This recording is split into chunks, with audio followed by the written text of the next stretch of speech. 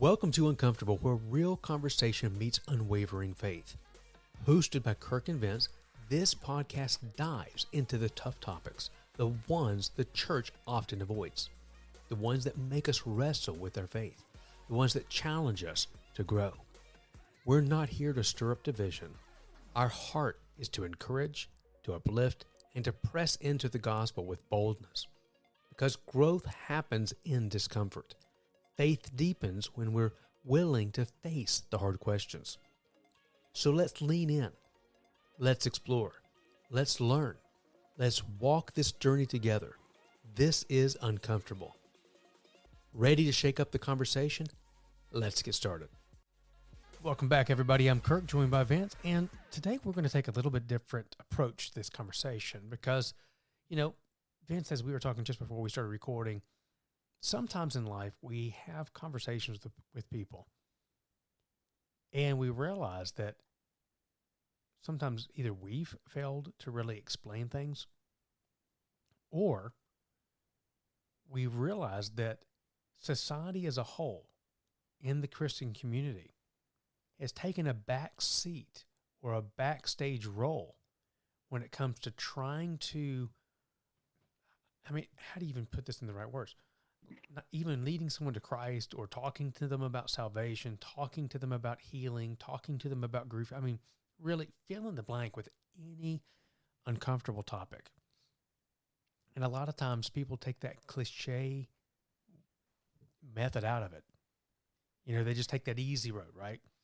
The Bible talks about how, wide is the path to destruction, as narrow is the path that leads to righteousness.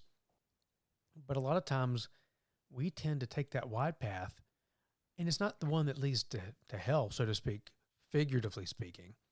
This wide path is the path of least resistance when it comes to what's easy for us and is the least challenging for us in the way we talk to people about tough topics.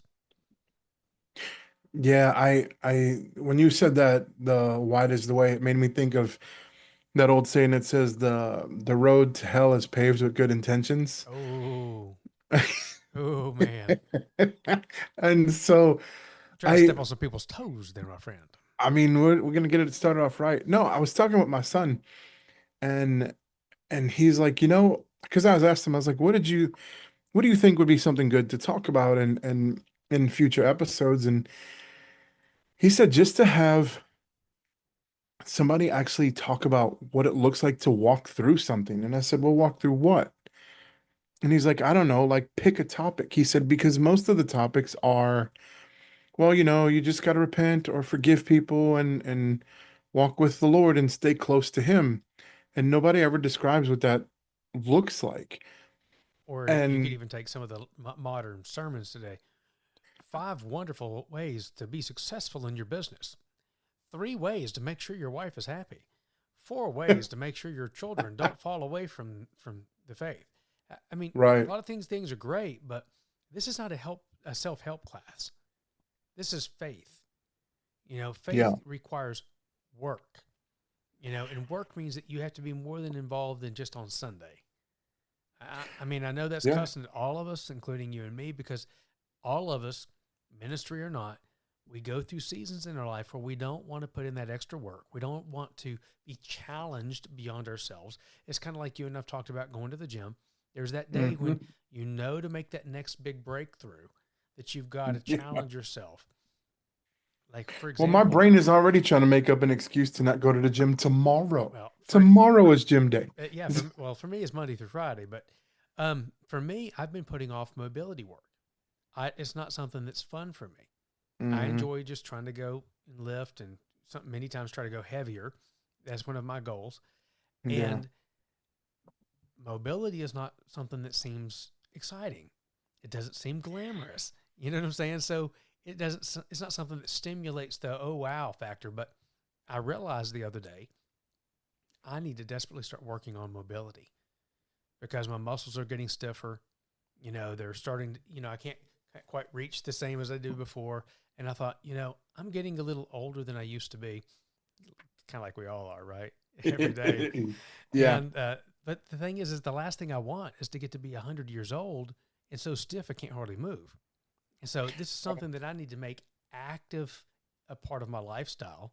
It's not about I want to, it's about I need to, you know. And in the Now it needs to same be at the forefront of your health priorities. exactly. And in the same way, there's times we don't want to have difficult or uncomfortable conversations with our family, our friends, our loved ones, but it's a necessary part of our life. If we really Right. care for them, we really care for the good of their salvation, their soul, their eternal being, then we have to inconvenience ourselves and become uncomfortable at moments to have uncomfortable conversations.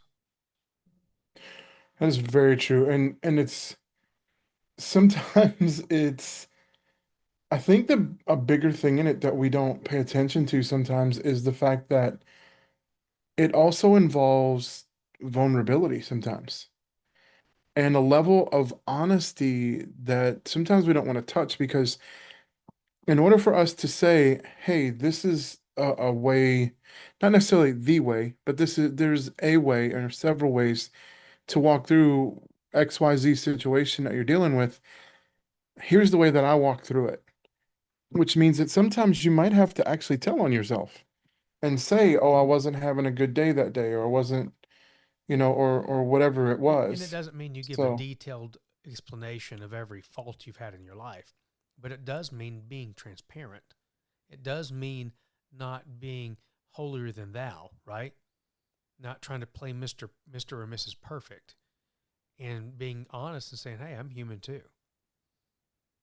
right.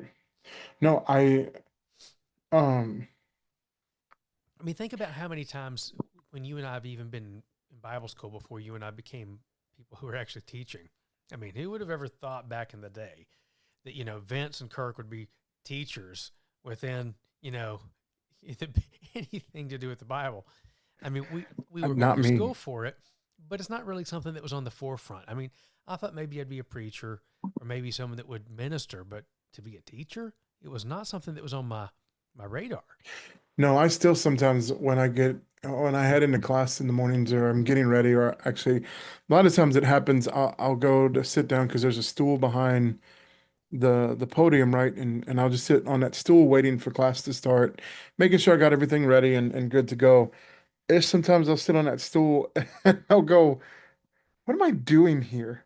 What is happening right now? How did I get to this point where this happened? And you know, I think part of the issue that we have with not communicating is sensationalism. Nobody, we're like, nobody wants to hear something regular and mundane. As I woke up today and I read my Bible, and I woke up the day before that and read my Bible, and I woke up the day before that and I prayed and I prayed and I prayed. And oh, yeah, when things got really, really hard, I read my Bible and I prayed and I talked to Jesus. And when things were really good, I read my Bible and I prayed and talked to Jesus. It's like, okay, Vince, we can't sit here and talk and say the exact same thing for 30 minutes because it's not sensational. It's a regular thing. If you say, well, how did you get to work today? Well, I walked to the car, I turned on the car, I got in the car, and I drove down the road I always drive down and went to work, right? Or let's say you work near where you live and you want to walk to work. How did you get there? Well, I walked. Okay, well, what does that involve? You put one foot in front of the other until you get to your destination. So it's not always glamorous and pretty and just like woohoo. When it comes to telling it from a stage, but especially this younger generation, they just want to hear the truth. They don't want to, they don't necessarily want it sensationalized. I mean, maybe you give it to them in 5 minutes instead of an hour, but hey, or little bits and pieces here and there. Because the, really, I think, you know what it is, Kirk? Man, I hesitate to say this because this puts the challenge on my own self. I think it's the act of the difference between getting up and preaching and lecturing and actively mentoring people and discipling people. Now you're really Discipleship's a meddling. lot. Discipleship's a lot different than getting up and just preaching and hooping and hollering and sharing some really fancy one-liners. I mean, I don't even want to. I don't know that I want to keep talking about this because it's painful thinking about it, right? Well, I think the problem is most of us don't want to admit we have more responsibility than we're actually taking advantage of. Or maybe I should say that we're involved in. Because Right. God expects us to be involved in certain things in our life. And sometimes it's like he said, Vince, I've given you 5 talents, you're only using 4. What's going on with that other talent? Did you put it in deposit? Did you bury it like the other servant? Yeah, I mean, come on here. When it comes down to the day, what did you do with it, right? And I think sometimes we're scared, to even think about those things or entertain those possibilities because we're like, well, if I admit this, then it makes it reality, which means I have to do something. I've got to be involved. I've got to get plugged in or rooted onto something, and I don't know that I want to make that commitment yet. No, I would agree with that. It's I mean, let's just be honest. Most of us it's feel very challenging. self-centered, you know, and I'm not even trying to point at other people. I mean, I'm just thinking about myself sometimes. It's like, okay, what do I have for this week? Well, I don't want to do this, this, or this because it'll interfere with this, or, I really need to edit the podcast, but, you know, I've got this other project that I'm working on, and this other project, of course, I've got way too many things on my plate anyway. But we make excuses no matter what, right? It doesn't matter how many things you Yeah. have on your plate. You can make any excuse you want. The reality is that if you didn't make it intentional, and you let me use a term that my wife loves to use. Okay, she loves to tell me, Kirk, use your smartphone for smart things. Put it on your calendar. You know, and the funny thing is sometimes Yeah. she doesn't even take her own advice because she has such a good memory. And most of the time she remembers things. And every once in a while I'm like, well, why didn't you put it on the calendar, honey? And she's like, well, I didn't need it. Well, if you didn't tell me and you didn't put it on the calendar, it didn't exist. You know, I've gotten trained to the point to where I started to put so many things on the calendar that it keeps me going. And if hmm if you don't put it on that calendar, it does not exist for me. Yeah, I like even today, a great example. So there's this book that um somebody had sent me to read. It's not a very long book. It's only 17 pages. It's like a little booklet, right? And so I'm like, okay, I need to sit down and start reading that. So I read a couple paragraphs and then got distracted and ended up watching something about something. And by the time I pulled out of my distraction, it had been 35, 45 minutes.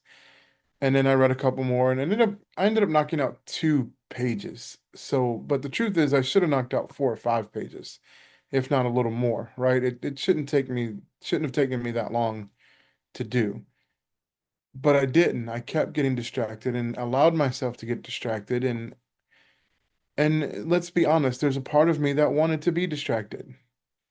So, yeah, I mean, to sit there and tell somebody, listen, this is how you get to the level of X, Y, and Z, it's because you just have to keep overcoming. Like today or tomorrow, you have to wake up and with the intention of being better than you were the day before, being a better believer, being a better person, and making better decisions than you did the day before.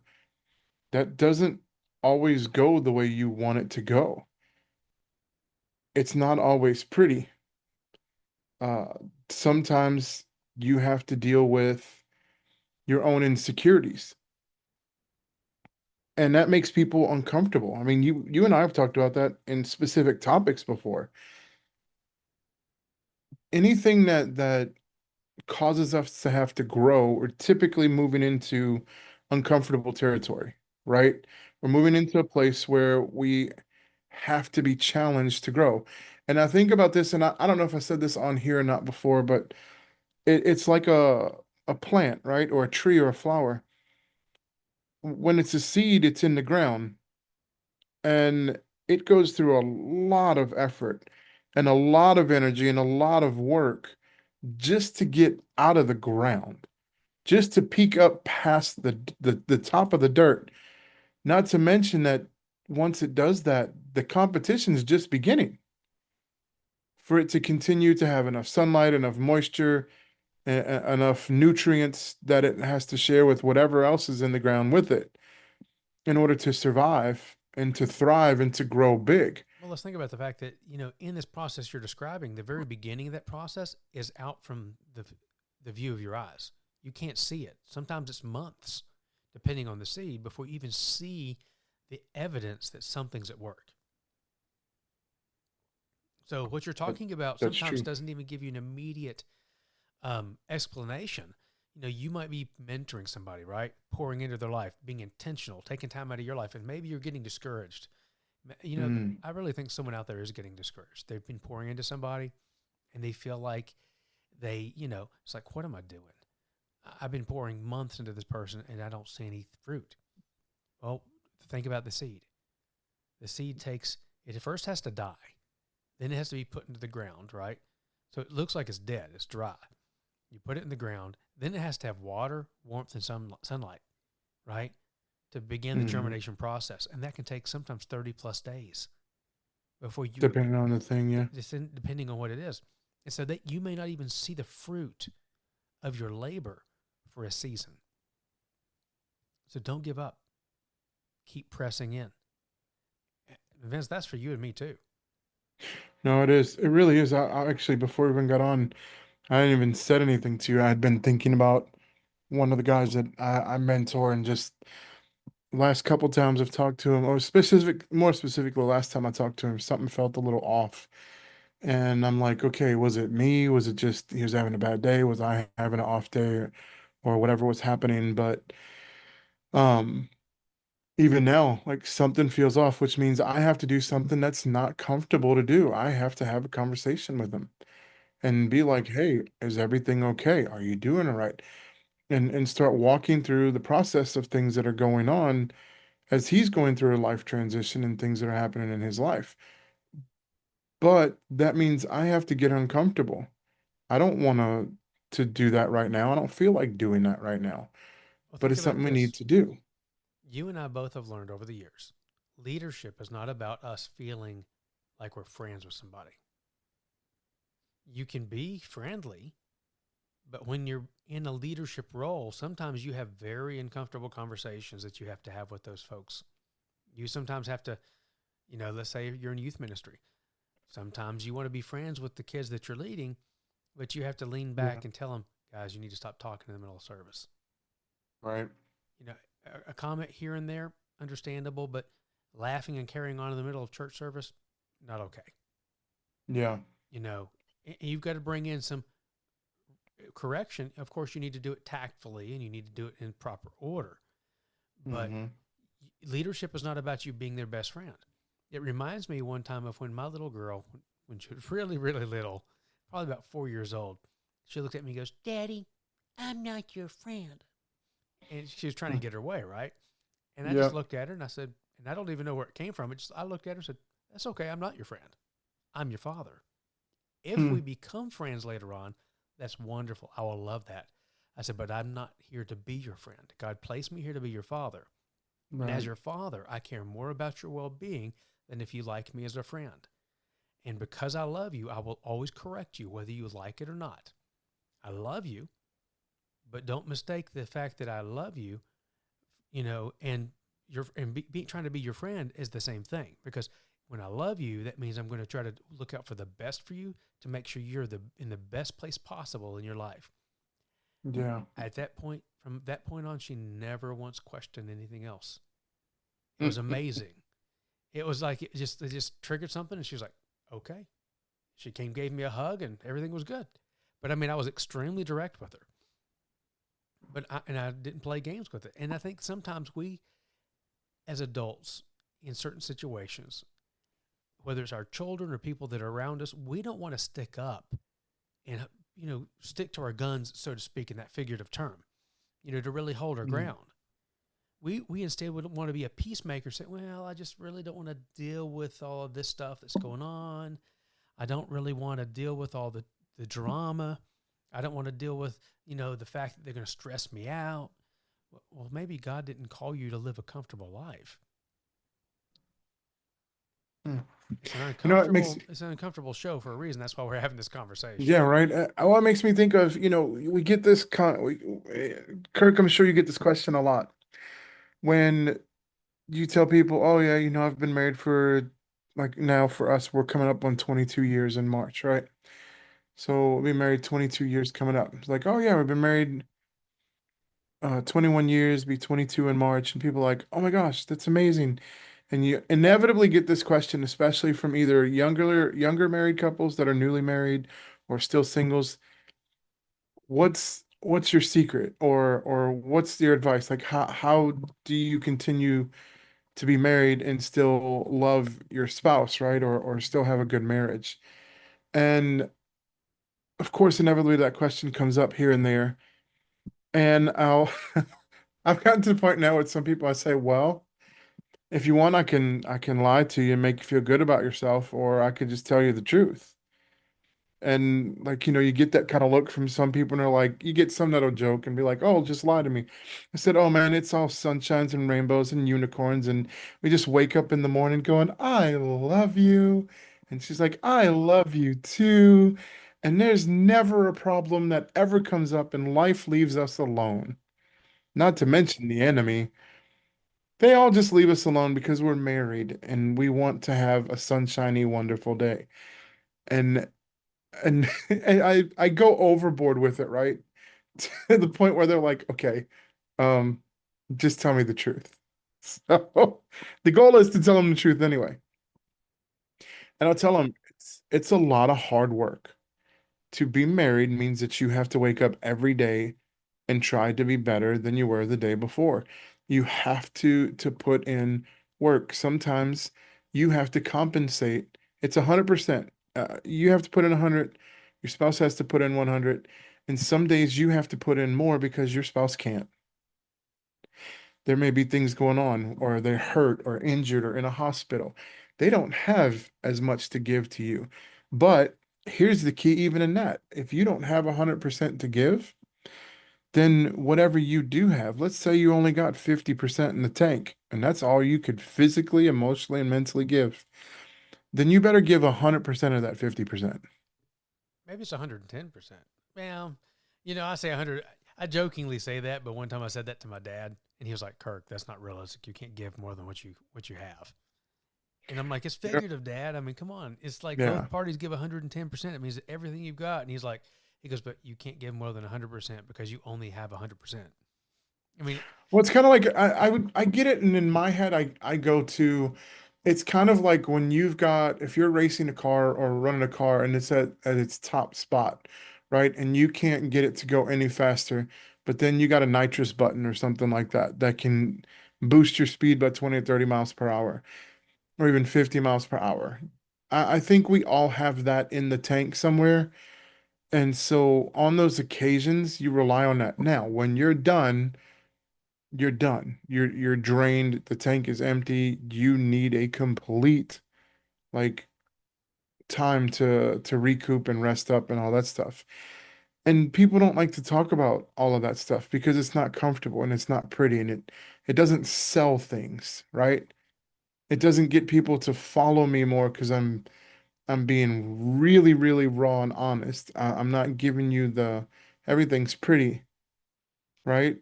So that doesn't attract people. It attracts people that are like, you're wrong, you're evil, you're not even a real Christian. Because, like, yeah, because Jesus came and he said, if you get saved and you become a Christian, all of your problems end and they're over with, right, Kirk? That's in the Bible, isn't it? Oh, wait, no, it's not. It's not in the Bible. It's nowhere in the Bible. You'll never find it in the Bible. Matter of fact, Jesus said, they hate me. They will hate you too because you're my followers, and he said that there will be tribulation, not that you might possibly. He said there will be yeah, tribulation. Says there will be persecution. right? Like, in what it says, in this life, trouble will come, right? God doesn't say that there's not going to be any trouble or hard things for us to handle. He says he promises that he'll be there with us. and he'll be there for us, and he'll walk with us through the process, right? There is no everything is sunshine and rainbows. But in the midst of those storms, in the midst of those craziness, the craziness and all that stuff like that, God shows up. And so even through all that, you can still have peace, you can still have calm, and people will look at you and go, "How are you calm right now?" And literally the craziest circumstance that can exist in life. And you're like, "Well, let me tell you how. Let me tell you about Jesus. Let me tell you about my relationship with him and what it looks like and how it is, right?" So, I mean, the Bible says count the cost, right? So if you're going to head into something and you're going to do something, no matter what it is, make sure you count the cost before you get into it, because it's going to cost you something. Even salvation, although it's a free gift, Jesus says that, come follow me, right? So it's a free gift, but he's asking of you. He's asking of you. He's not making you do it. He'll never make you do it. He's asking of you to lay down your life and follow him. Wow. Man, oh man. That is a powerful, powerful thing. I feel offended Yeah, by I my mean, own self. I don't see how there's any way for anyone not to be, because anytime that we're being told that we have to lay down our life and we don't want to, Hmm. you Which know, is often, that can be an offensive thing, right? yeah, I would agree. It's never fun. It's never pretty. I mean, you can have some fun things, some fun times and fun things happen and all that, but the act of of servanthood, the act of service is not usually fun. It's work. Now, you can find joy in it. Like an example, going back to the marriage thing. I find joy in certain things that I do for my wife. And give a prime example. Like some nights we'll have a snack or something, right? Not too long after dinner, like maybe an hour or two after dinner. Because we eat dinner a lot earlier now than we used to. And she'll want some yogurt. And if I'm on podcast with you or I'm doing something or I'll come home and we'll cut up and goof around a little bit and I'll be like, "Honey, do you want yogurt?" And she'll look at me and she'll be like, "What do you think that I do every time every night at this time?" And I'm like, "I don't know. I just thought maybe you'd change your mind and do something different." And so, we goof around and I'll make her yogurt real quick. It's not a big deal. It's like literally a couple of minutes to do the whole thing that I do for her. But I enjoy it. It's Yeah, but it's that's something also a that's way just you fun. kind of show your love for your spouse, right? Right. It's like Exactly. that book about love languages, right? Some people have the The five love languages, yeah. exactly. It's like some people enjoy the acts of service. Other people feel loved when they have the physical touch. Other people feel loved when it's more of words of affirmation. Different things like that. And when we figure out what our spouse needs and what really helps them feel reassured in the relationship, that's something that we need to pour into. It's no different Yeah. than whenever we're pouring into someone else and we're being inconvenienced in our time. We're finding the areas that those people need ministry, whether it's, teaching or whether we're just loving on them in life. And when I say ministry, I don't mean that you have to be a pastor to minister to someone. Jesus gave Yeah. the Great Commission to every disciple, every follower. And every follower has the commission to go reach the nations for his great name. And Yep. so we are called to be ambassadors for him and his kingdom, meaning that we're supposed to spread the good news. We're supposed to encourage those that are down and out.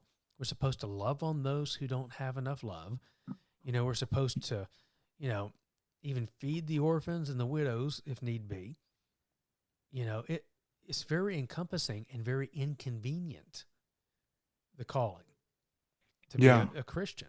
And the thing is some people say, well, I guess I better get to work so I can be saved. Well, no, hold on. You don't become saved by works, but Your salvation, when you truly have Christ in you Yep. and you have fervently pursued the relationship with Him, it will naturally almost reprogram and repurpose you to an act of loving on your neighbor as yourself, beginning to pour the love of Christ on everyone around you. And you will desire to be a blessing to those around you, which means you will naturally give out acts of service, right? Right. And it's not something that you do because you feel, I have to do this or I'm not going to make my pittance for the day. God couldn't care less about pittance. It's about your heart. Mm-hmm. And it's all about your heart condition. And that's the thing. The condition of your heart is what will drive you towards works for Him. And if your heart's not right, even if you were to do the works, it wouldn't count because He's looking more at the condition of the heart than the work itself. Yeah, I think so. Let's look at something that's practical, right? Um, what that would look like. So the word says to take care of the widows and orphans, right? Um, so what could that look like in a day? Well, first, I mean, do you know a widow? And somebody might be like, well, yeah, I do. There's an old widow that lives down the street or whatever, or wherever they live. And it's like, okay, well, what does that mean to take care of them? Well, it could be something as simple as just going over there and visiting. Oh, and let Just, me tell you something. You find an old widow or even an old couple that has mm-hmm. no community, and you go and spend time with them, Yeah. it blesses them to the core. Mm-hmm. I remember times when my parents would take us as children, they go sit with people, and these are older folks that were in our congregation, and we would just sit with them and talk, sometimes for hours. And you could tell just the fellowship, just the conversation ministered to their soul. Yeah. Well, I mean, when we were in Alabama and we were doing stuff like that, we were doing in-home deliveries to people from this ministry we were working with. And these were people that were shut-ins. They had some of them hadn't been out of their home or at least out of their like space, right? In a long time. Some of them hadn't even been out of their homes in a long time. Well, after several months of going over there and praying with them and maybe helping them do a couple small things like, cleaning their front porch or even just helping them get some things organized for dinner, reading, like there's one lady who couldn't see very well anymore. And so some of the kids, or I say kids, but some of the college kids went over and just would read the Bible to her um for a little while. And so they just cared. And there were some of them that after several months, they started to get better and they started coming out to their appointment instead of them coming, like for us coming to them, they started showing up for an appointment at the facility. Oh, buddy, come And on. so some of us were like, well, hi, how are you? What's your name? Who are you? And they'd said, and some of us would be like, wait, so and so? And they're like, yeah, like Mrs. Susan Jones or whatever. And like, yeah. So we'd call somebody from the back and be like, hey, do you know a Miss Susan Jones? I'm like, yeah, we go visit her every month. Well, she's here right now. And they're like, wait, she is? She never used to leave her chair when we'd come to our house.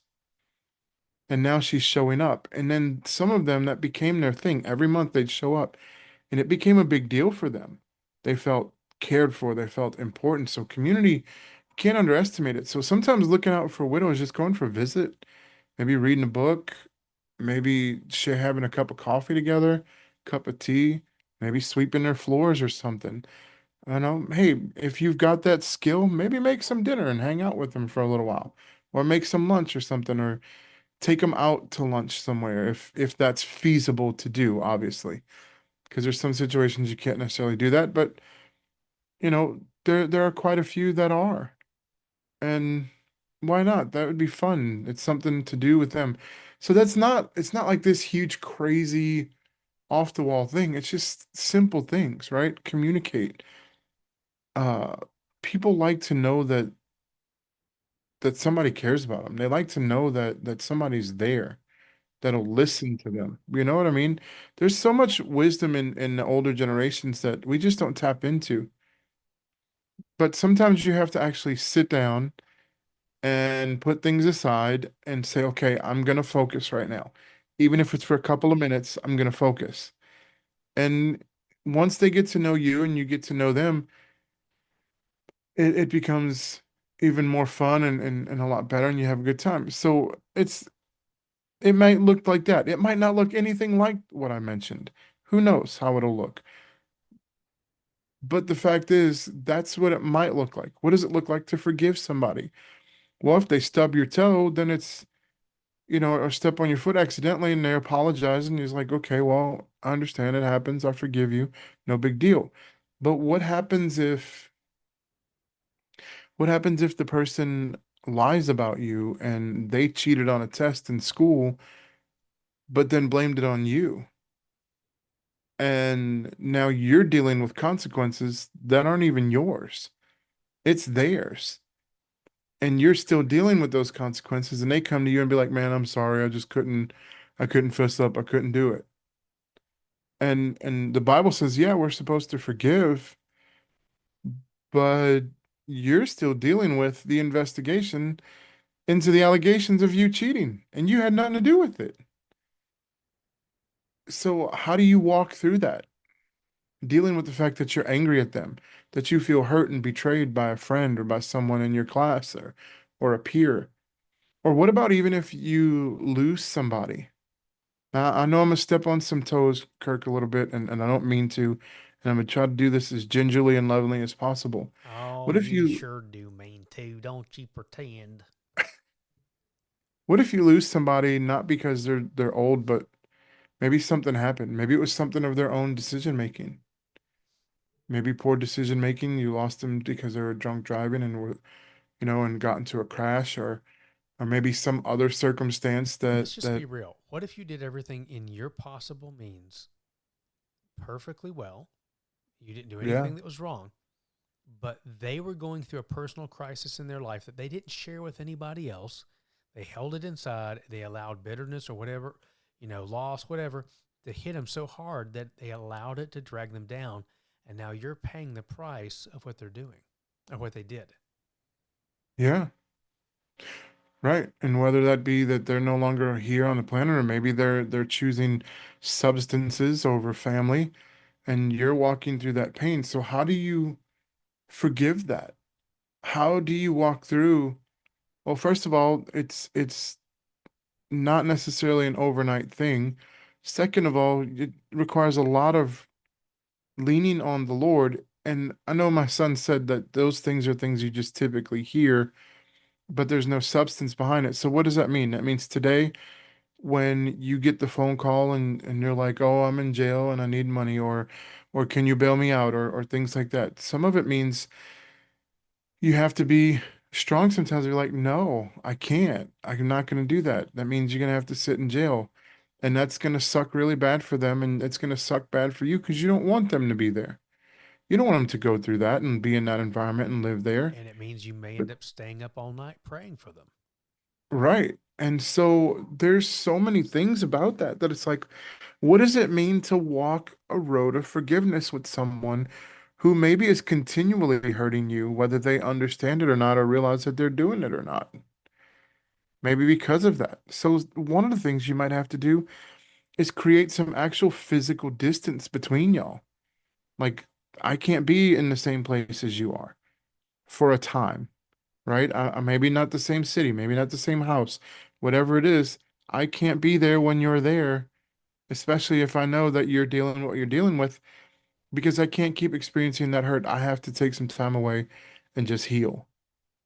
So there are practical aspects to that, and most of them are not fun because it hurts you and or the other person because you're trying to create some boundaries to make sure that you're not getting your heart trampled, but at the same time still trying to walk the way Jesus would walk and be vulnerable about your life and your heart and love them and let them in. Absolutely. So it's not pretty. Many of these things are not pretty, Vince. And that's the thing about walking the Christian life. we're called to a life of service. We're called to a life of denying our flesh, denying the, sinful nature that's in mankind. When mankind, just to make sure we're all on the same page, that means male and female of the human species. Unfortunately, Yeah. the world we currently live in, you've got to explain these things because people have lost some of the common sense that should be there. But it's just the reality we currently live in. There's certain things that we should not have to explain. Mankind, it means all of humanity. It doesn't just mean men. Right. Anyway, the reality is we have to allow ourselves to be inconvenienced in these seasons, because if we don't, how do we ever expect to touch a hurting and dying generation? How do we expect? I mean, think about, and I know everyone's talking about Charlie Kirk, but think about the way he died to self daily. People would cuss at him. He would ignore the insults. And he would face the issue, right? He would talk directly to the issue. And that's what we need to deal with. We don't need to get into the nitty gritty about what they said about us and the name they called us or whatever else. What we do need to do is speak truth, speak love and healing over this nation, over your people that you're mentoring, and over everyone around you and your family. And pray. Pray for those that curse you. Pray for those that love you. Pray for those that are hurting. And pray for the nation. Guys, we thank you for joining us today. If this episode has offended you, we invite you to send it to someone you love, because we're sure that they would need to hear it too. If you would love to support us, you can also go to mooseministries.org. You can support us there. You can also send us an email at uncomfortable@mooseministries.org. Guys, God bless you. Till next time. Stay uncomfortable.